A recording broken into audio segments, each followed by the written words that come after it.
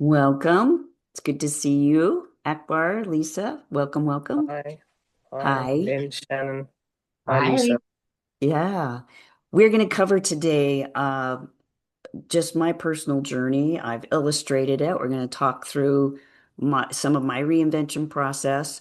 And so I'm wondering, before we get to that, Akbar and Lisa, is there anything that you feel like you want me to address? If so, put it in chat.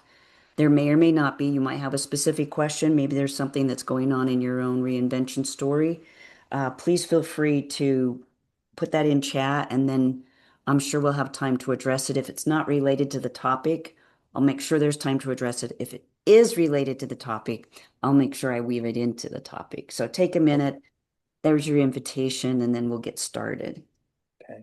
I have got a question. Yeah. Would you like it now, or do you prefer? No, you go ahead and ask, Okay, Edward. so like with reinvention, like there's been times where I have had jobs where I've been excited about a job, and then it runs its course like within a month. Like I get kind of because it gets a bit routine and a little bit monotonous, and then I get bored and get unstimulated. I just want to know what you could, if you had to take a bridge job while you're reinventing, what Yeah.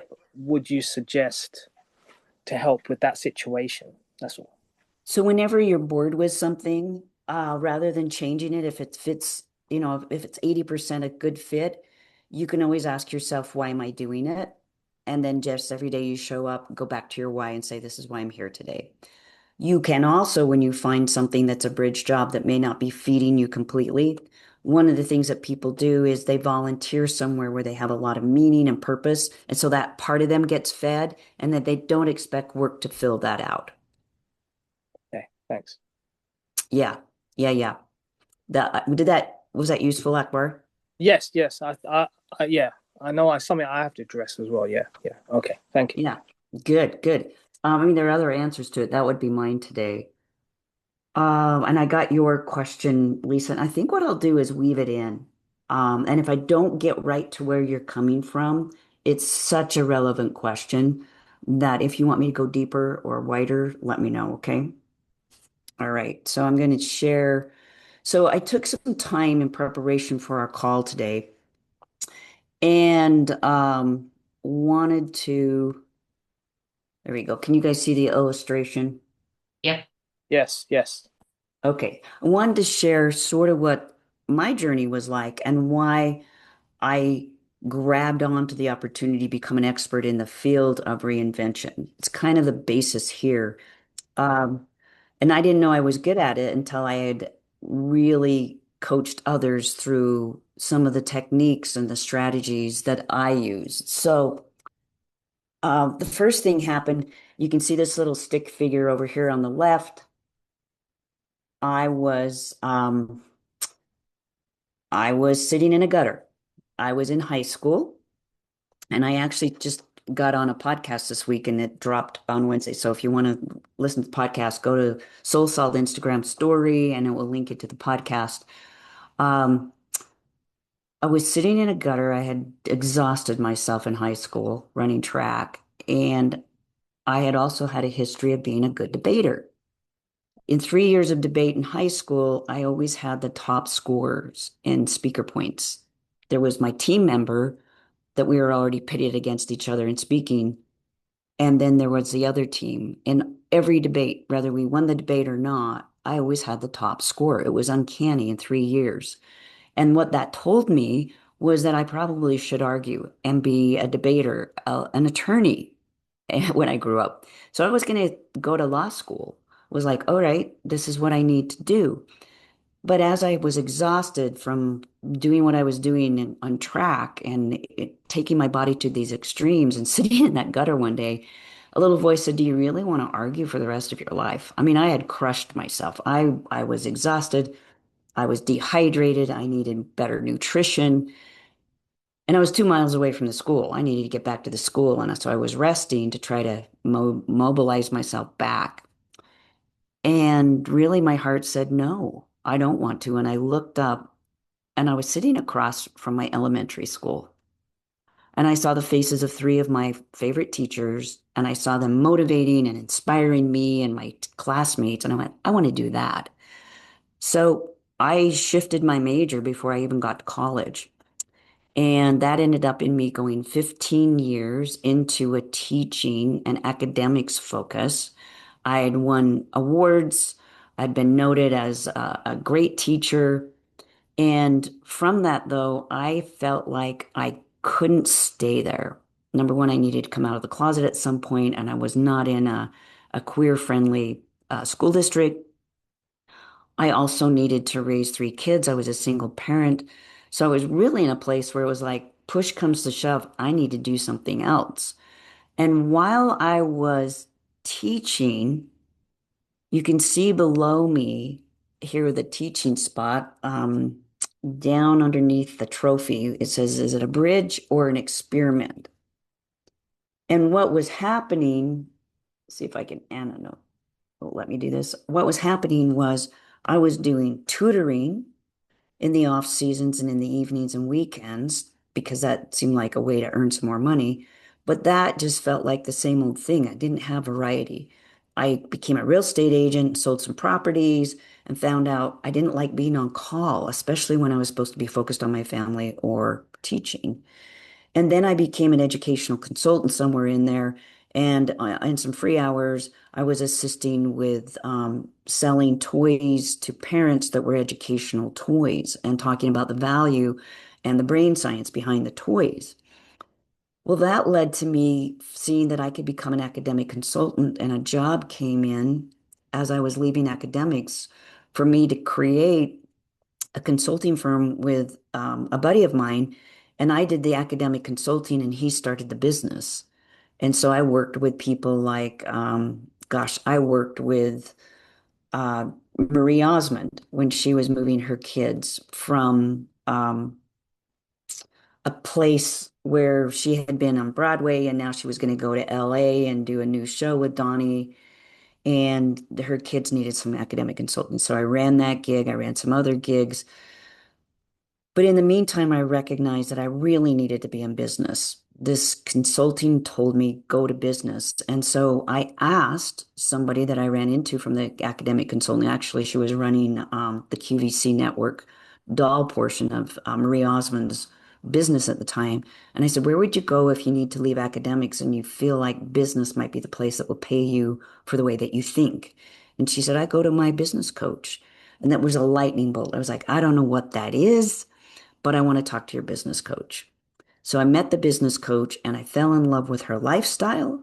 I fell in love with the way that she was just had come off the mountains, had a teacup in her hand. She was had a home office.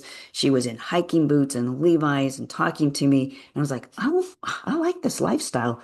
And then the more she worked with me, I ended up hiring her to help me make the jump from academics to getting into business.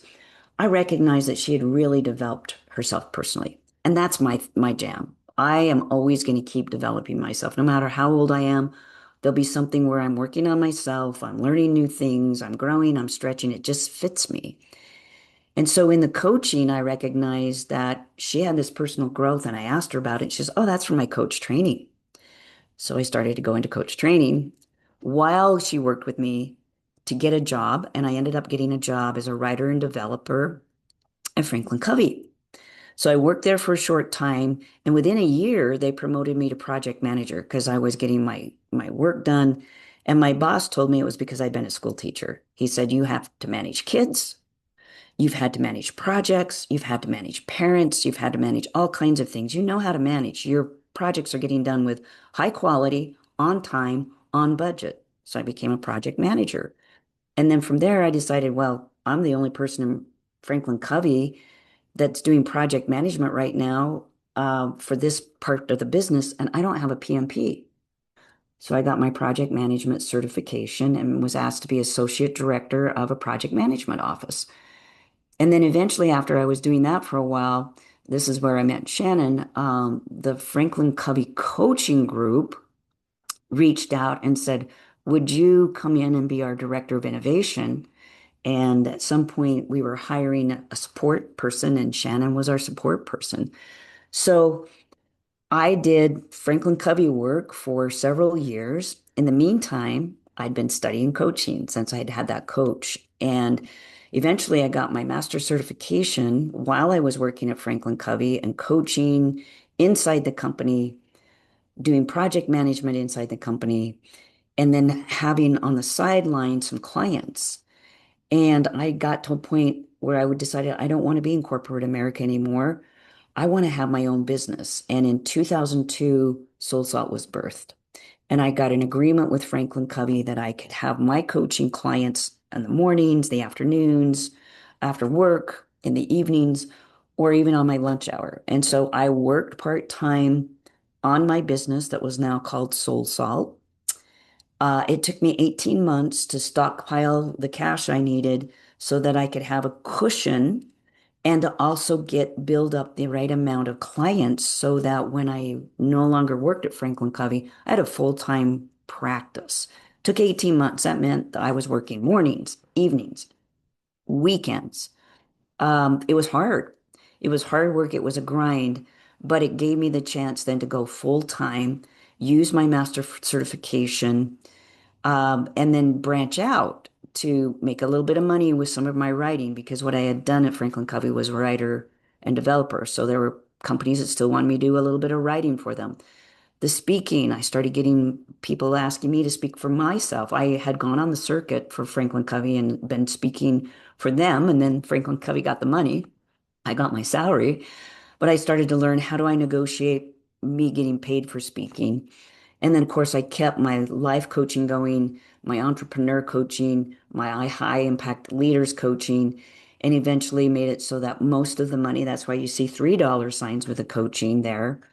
I still earn money speaking, and I still occasionally get cash for writing because, of course, every month our publisher sends us a little check for, or quarterly sends us a check for what my book now, Soul Salt Field Guide, is making. So that's sort of my journey. And I'm going to talk about the imposter syndrome here.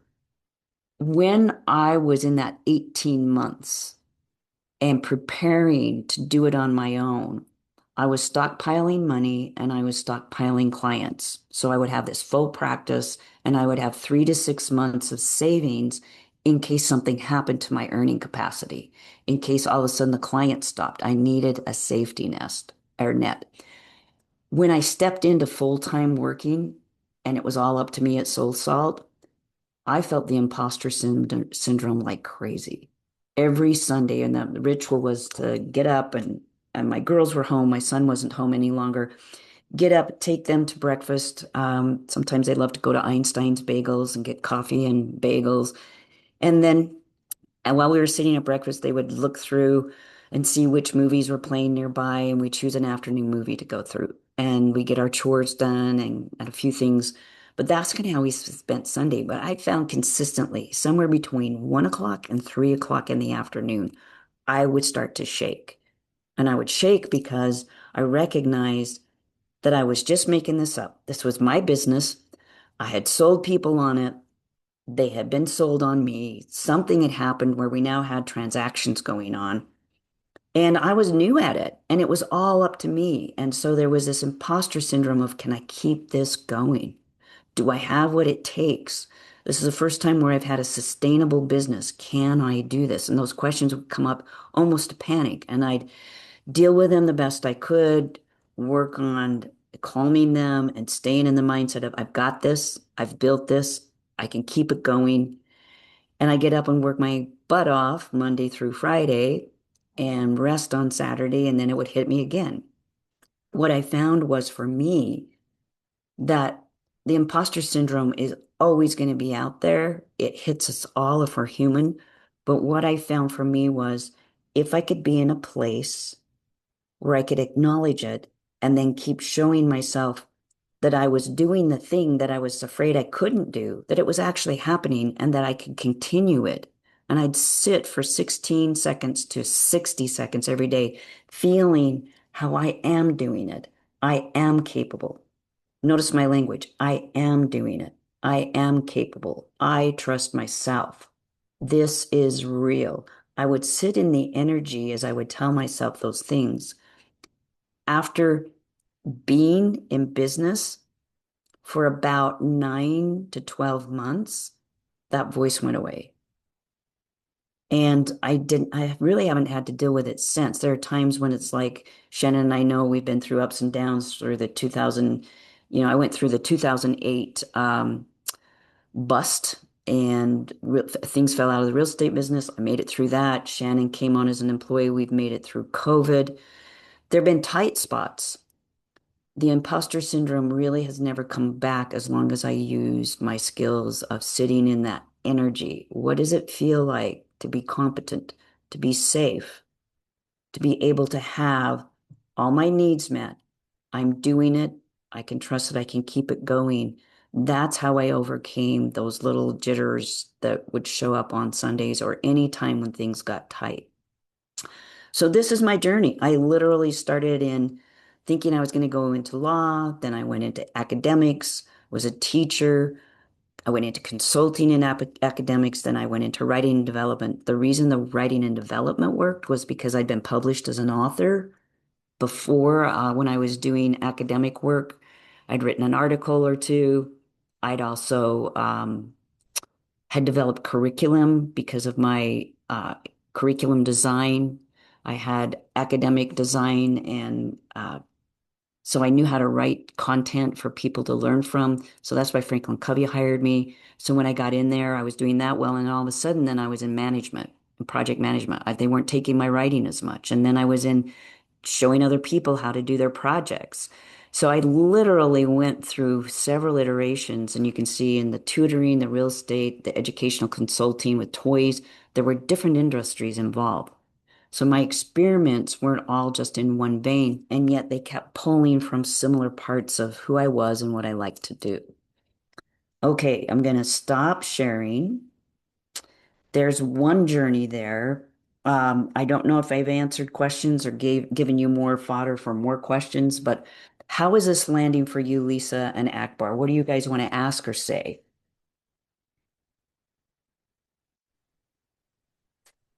Go ahead, Lisa. Actually, I'm still getting my thoughts together, but I think that you touched on the imposter syndrome question/answer. Um, when I mean, when you were feeling that, did you know that's what it was, or was it just kind of something that later on you realized that's what it was? I didn't have the name imposter syndrome with it when I had the jitters, right? Mm-hmm. And And so go ahead. yeah, go ahead. No, No, just like what was there? How did you come to the point where you were able to sit with yourself and know what things to say and then what worked?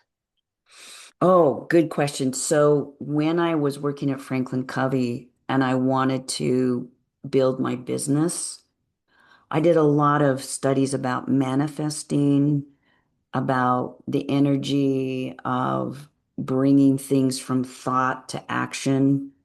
I studied, I listened, I had audio programs that I would listen to, and then I had this mantra that I would say to myself with music playing in the background as I drove to work every morning at Franklin Covey.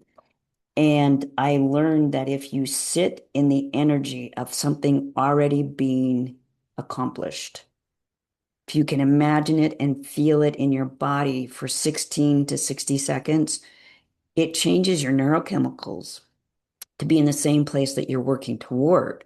But what you've just done is you've created a bit of your future reality in the moment and you're living it, which brings it to you faster.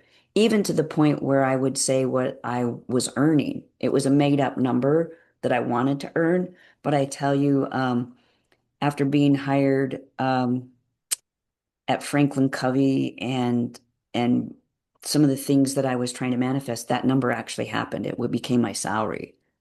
So I don't know if I've answered it. It was a number of things, but I found my own way. I found what I needed to say in my mind and heart. I found what I needed to feel in my body, and I put those together consistently daily. And I still do that when there's something I'm manifesting. Yeah, I still do that. What Yeah, I do you think have a I've follow had up? Yeah. Yeah, I've had some people that are mentors to me that kind of have spoken about that type of self-affirmations or whatever you want to call it. And I think what I've found with myself is, as you're saying that, it made me think about I have some mantras, but they're not working for me. And I'm like so stuck in them that I need to realize what works and what doesn't and find out what will work for what I want in the future and not what I think I wanted before. Exactly. No, exactly. And here's the thing, it's tiny incremental experiments. You know about experiments. We do them all the time in reinvention. Experimenting with how you want to feel, what is it you're creating, and what are the words or the music? You don't even have to have the words. I've even tried this where I've made collages that are visual depictions of what I'm manifesting. And I'll sit with music and just sit with a collage and sort of commune with it and let myself feel the energy of the pictures, the images, the words, the colors, the ethos, and just commune almost like a personal prayer. I've done that. So it is, Lisa, probably an experiment of what are the incremental things I can do for myself that bring me into the spirit, the energy, and it's all neuroscience backed. How do I duplicate where I'm going right now in my moment and hold on to it for 16 to 60 seconds? And I use the 16 freely because to start out, that might be all that your nervous system can hang on to it for, right? It might be harder to hang on to it for 60 seconds until you get more confident or competent around it. What else are you thinking, Lisa? I think that really helps. Nothing else is coming to mind right now. Well, I'm going to give you an invitation if you'd like to. Once you get some things that work, send me a voice memo. You know how we chat back and forth. Go ahead and text me or email me and let me know what you're finding if you'd like somebody on the other side just to be a witness to what you're learning is working for you. Okay. Yeah. Akbar, do you have any questions or thoughts you Well, want to I share? do. Thank you for sharing your reinvention career and how you came about become how you became the coach that you are. Mhm. Um, and you talked about manifesting as well, which I'm into as well. What I want to know is when you it was there times where you had doubts, and did you have ideas about other things you were interested in around the same time you thought about doing this job? Like sometimes I have all these ideas. I might have an idea of something I want to do, and then I have another idea, and I think, oh, that could be a better idea, and then I don't do any of them. That's the situation I'm in, right? Uh, Yeah. Yeah. so I'm just kind of thinking how to stay consistently focused. That's my problem. It's not. I think I've got really bad attention span. It's not because of. I don't think it's to do with my mind, but it's probably the way I use technology and Hmm. Hmm. anything else. And I think it's obviously because I use it quite a lot. I've realized that my attention span has diminished. Yes. My focus has diminished, and I'm doing recovery work for it, but I just don't know how to. I keep jumping back and forth, and it feels like I'm going around in a kind of circle in a rut, and I Mm. don't know how to stop it. I just want to know what ideas you might have had where you probably could have had those things, or it kind of pulled you into a different direction, and you thought, no, I'm not going to do that. I'm going to stick with this. Yeah. So, Akbar, great question. Back when I was thinking about being a coach, honestly, I did have other things I wanted to do. I knew I was going back to my speaking. Remember how that showed up, the speaker points and debate? And so I found a way to integrate that in the Franklin Covey. Like eventually they had me on their speakers bureau and I was going out. And it was because I was learning how to train people in project management and then being sent around the globe to do that for them. There was also, I had a chance to do some ghostwriting and I always wanted to write my own book. So I was playing with writing on the side. So I listened to the things that were closest to my heart and not so much popping in my mind like popcorn. It was like, what do I keep coming back to? I remembered as a kid, I would sit in front of, I was fascinated with old typewriters, and I sort of had this old collection of typewriters. I had like three typewriters. I don't know where in Mm, heaven's name I got them. mm. But I'd put, the old with the ribbons and everything, and so Oh much yeah, so yeah, that yeah. if you type too fast, the keys would stick. And I would Yeah. just sit in front of it and write because I was fascinated with that process of putting thoughts on paper. And I knew that that wasn't popcorn in my head. That had always been in my heart. It was just like, what will I write about? That's why I wrote one book, my first book, Fearless Kisses, that you can't find on Amazon. You have to ask us for it. I wrote it because writing spoke to my heart, and I used it to process my coming out for the first time. Right, right. And so I just kept listening to what lands in my heart instead of up here, because there's so many great ideas. And that's one of your strengths, Akbar, is you have great ideas. Maybe technology is distracting you. If you turn your head off, what's always in your heart? And what was always in my heart was growing people, growing me, the coaching fit. So when I ran into coaching, I was like, that's my next thing. I just didn't know it'd become my life. I got into Franklin Covey and realized I love it more than what I'm doing at Franklin Covey, which is writing, speaking, and training. And I can do those for myself with my own content. So, because I do that naturally. So it pulled through to the coaching. But something that's an invitation for you is we have at Soul Salt, myself, and now we have one other coach that can do this.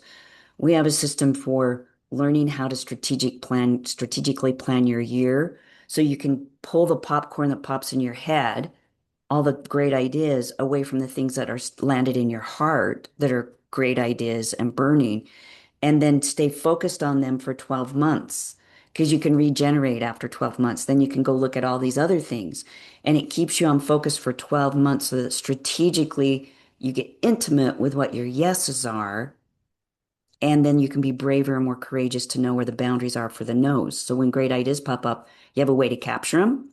You honor them because they're part of one of your innovative brainstorming Tigger head prowess that you have, Akbar, and yet you get grounded in, I want to do something with all of this that I am. So I have to get it grounded and focused and stay consistent with some of it for a period of time until that period of time is done. So if you want something on that, you can chat with Shannon because we could actually tell you how you could probably work with one of our coaches in training and have a scholarship opportunity to go through some of that strategic planning that would rewire your brain around sticking with something for 12 months.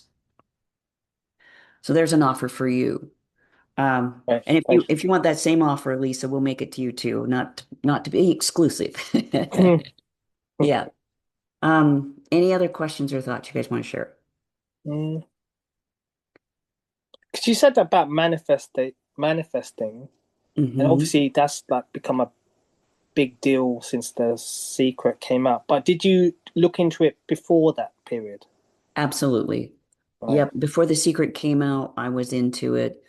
And quite frankly, I'll be very honest, every good thing in my life that I've ever had come into my life came because I was clear and I stayed clear on it. For instance, my fiance now, I probably worked on that intensely for the last 3 years, manifesting, and she's better than the manifesting that I asked for. Wow.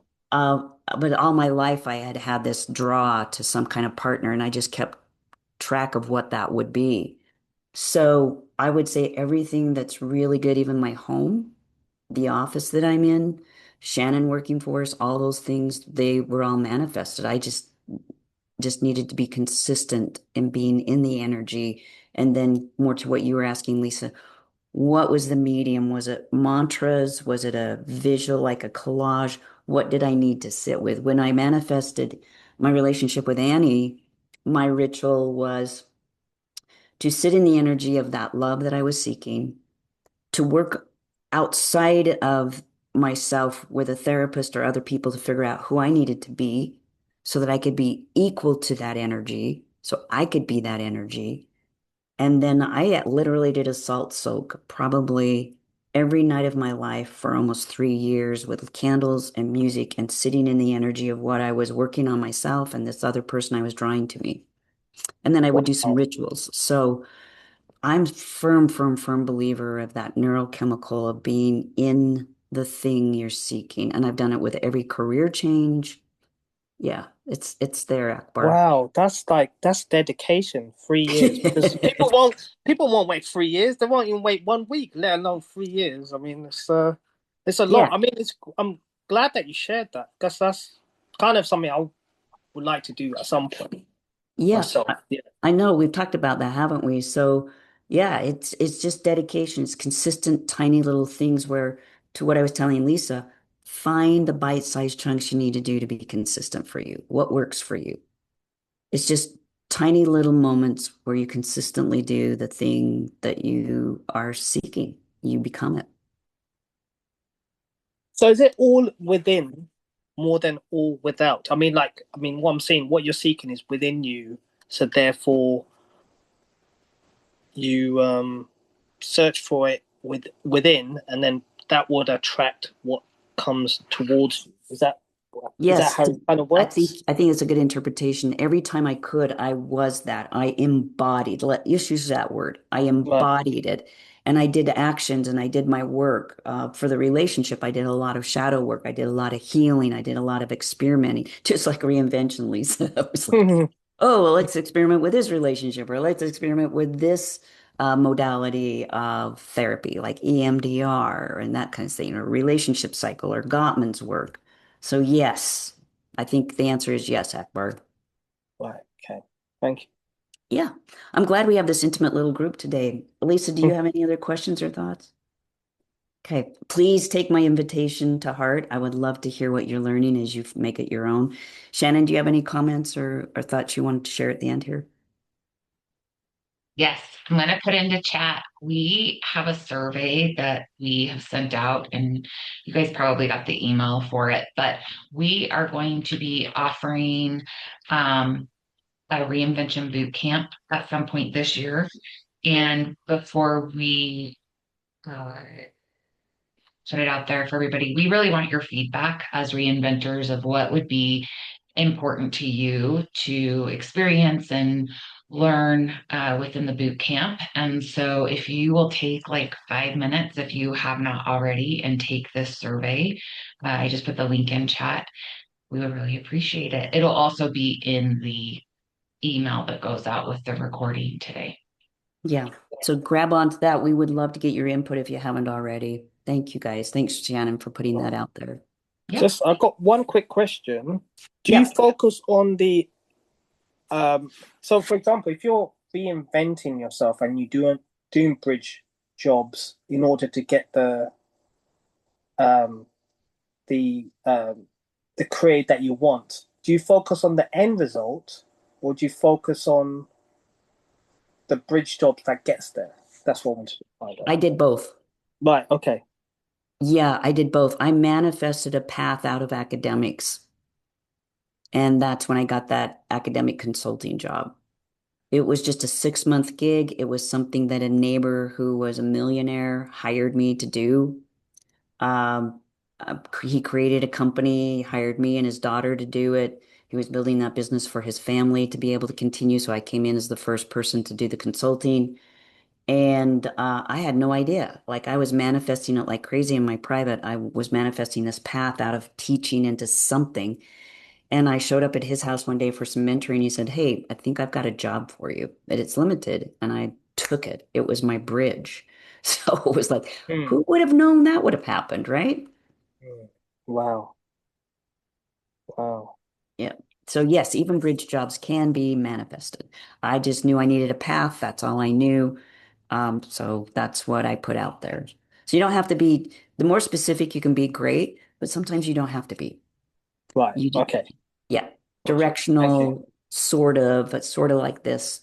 Universe, what can you give me? Right. Okay. Thank you. All right. Good to be with you guys. Have a great rest of your week and stay in touch, please. Yeah. Thanks very much, Lynn, Thank Shannon, you. Lisa. Thank you.